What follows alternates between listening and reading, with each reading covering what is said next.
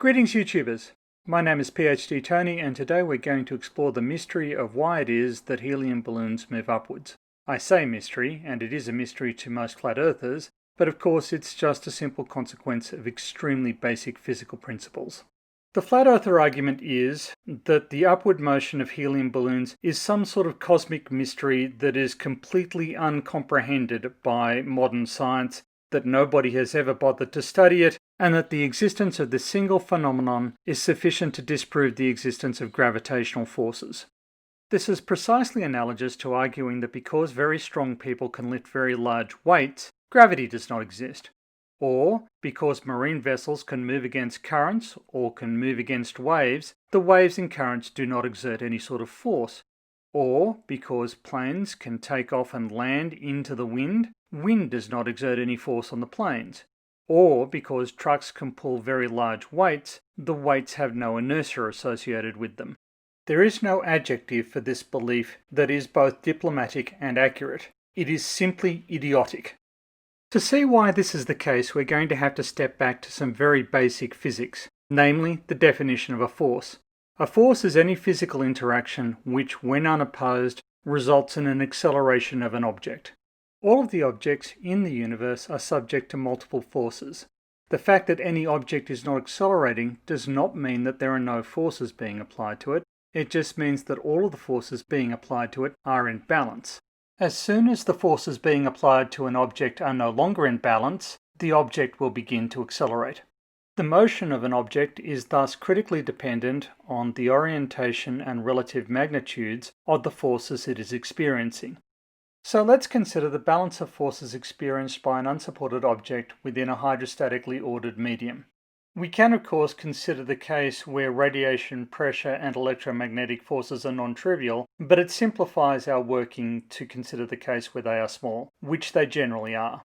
So in this case, the two dominant forces experienced by the body are hydrostatic pressure due to the weight of the medium and gravitational force acting on the body itself. Each hydrostatic pressure force vector, the red arrows in the figure above, can be broken into two components, one lateral and one vertical. When recombined, these two components simply give the original force vector. So this new set of forces is exactly the same in its effect as the original set of forces. It's just a different way of describing the same system. Pressure within a hydrostatically ordered medium is depth dependent. The pairs of lateral forces acting on either side of the body occur at the same depth within the medium and are therefore equal in magnitude. They are, however, opposite in orientation so that they sum together to produce zero net force. They cancel one another out. The same is not true of the vertical components of force. Since pressure is larger at the base of the object than it is at the top of the object, there is a larger upward force being applied to the bottom of the object than there is downward force being applied to the top of the object. There is therefore a net upward force being applied by the medium on the object. This is called the buoyant force. To simplify the mathematics in the slides that follow, we will consider a simple body of uniform thickness h, uniform cross-sectional geometry of area A, and mass m within a hydrostatically ordered medium of known density. The most obvious force acting on the body is of course gravitational force, which is just equal to the mass of the body times gravitational acceleration, or mg. By definition, the mass of the body is equal to the density of the body times the volume of the body, so this expression may be rearranged as shown in the diagram. For those inclined to the belief that there is no such thing as gravitational force, there is already a video on this channel explaining why you are wrong. Please go and watch that before continuing with this or any other video. The force due to pressure applied at the top of the body is just the pressure at that depth times the area of the body. A similar form applies for the pressure applied at the bottom of the body by the hydrostatically ordered medium. Since the force on the bottom of the body is larger than the force at the top of the body because pressure increases with depth, there will be a net upward force acting on the body. In my previous video on pressure gradients within a hydrostatically ordered medium, I derived the form for the increment of pressure with an increment in altitude. We may now use this formula to derive an explicit term for the buoyant force experienced by the body. The magnitude of the buoyant force experienced by the body is simply gravitational acceleration times the volume of the body times the density of the medium.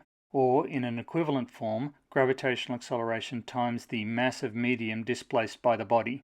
So the body is subject to two principal forces, a downward force due to the force of gravity, and an upward force due to buoyant force applied by pressure within the medium.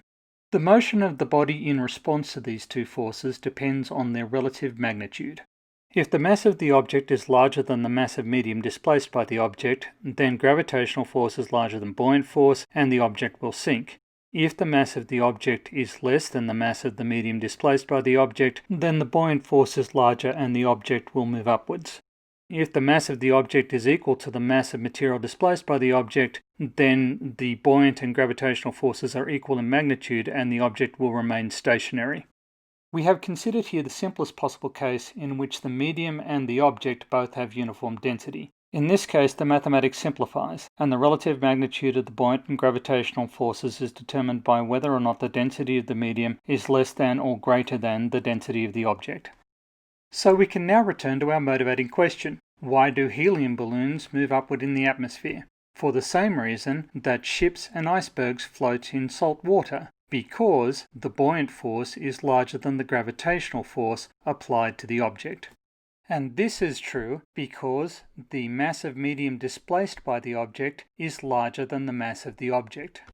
Any flat earthers who have persevered this far into the video will doubtless be delighted by the discussion a couple of slides ago about the importance of the density of the medium versus the density of the object. Sadly for our spherically challenged colleagues, their celebrations turn out to be a little premature.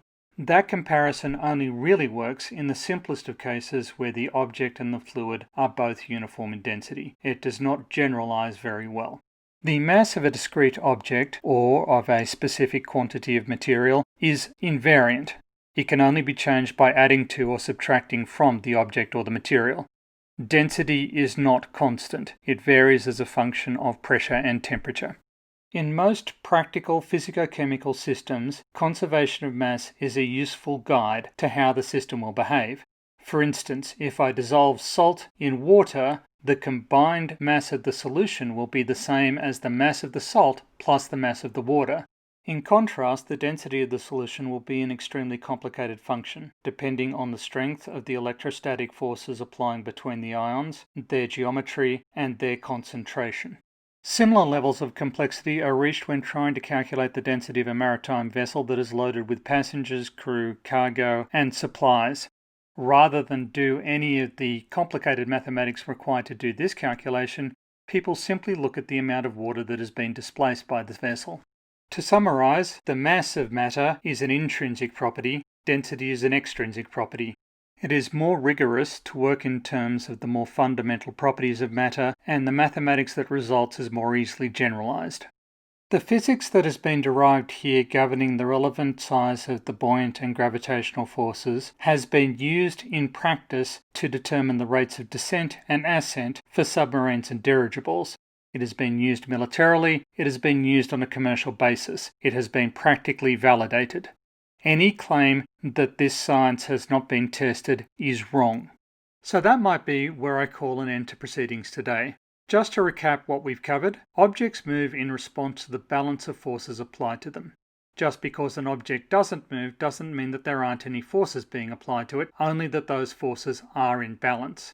The reason helium balloons rise is because the buoyant force applied by the atmosphere is larger than the gravitational force applied to the balloon. In the particular case where the density of the object and the medium are constant, then comparison of densities is a valid way to determine whether or not buoyancy or gravity forces is larger. But in the more generalized case, in order to determine how an object behaves when subject to gravitational and buoyant forces requires that both forces are explicitly evaluated and compared. The argument presented by many flirts that because for some objects buoyant forces are larger than gravitational forces, therefore gravity does not exist, is profoundly scientifically illiterate.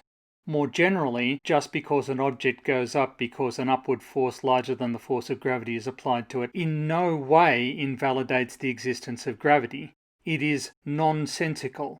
Even worse, the existence of buoyant forces relies on the existence of pressure gradients within the medium in question. Pressure gradients within the medium are themselves a result of gravitational ordering of the medium. The existence of buoyancy forces and our accuracy in modelling them are validation of our understanding of how gravity works, not proof of its non-existence. So we'll wrap things up there. Thank you so much for listening. I really do appreciate it, and I hope you'll join me next time when I turn my attention to the issue of geochronology.